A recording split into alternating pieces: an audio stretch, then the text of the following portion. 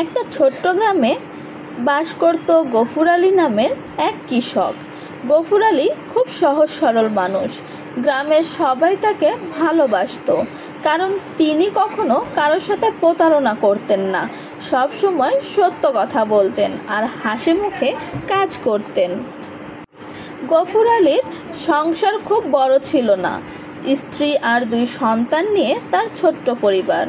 জমি জমা বলতে সামান্য কয়েক বিঘা ধান ক্ষেত, সেখান থেকেই তিনি সংসারে ভাত জোগাতেন।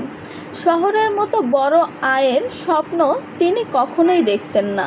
তার মনে হতো পরিবারকে সৎ উপায়ে খাইয়ে পড়াইলেই সুখী থাকা যায়। প্রতিদিন ভোরে তিনি মাঠে যেতেন, কাঁধে লাঙল, হাতে গরুর দড়ি।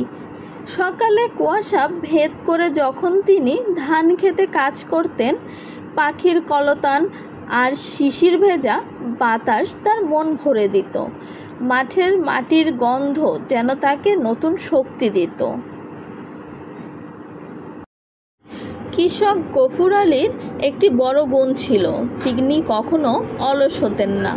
ঝড় বৃষ্টি যাই হোক না কেন তিনি জমি থেকে মুখ ফিরিয়ে নিতেন না। এমনকি অনেক সময় অন্য কৃষকের ক্ষেতেও তিনি সাহায্যের হাত বাড়িয়ে দিতেন। তবে তার জীবন সহজ ছিল না।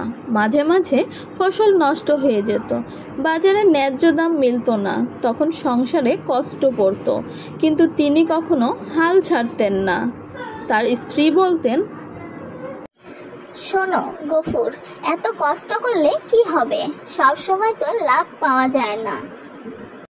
গফুর আলী হেসে বলতেন, কষ্ট ছাড়া সুখ আসে না। একদিন না একদিন আমাদের ভাগ্যেও ভালো হবে। এই বিশ্বাস নিয়েই তিনি লেগে থাকতেন। একবার গ্রামের সবাই খরার কারণে দুশ্চিন্তায় পড়ল। জমিতে পানি নেই, ধান শুকিয়ে যাচ্ছে।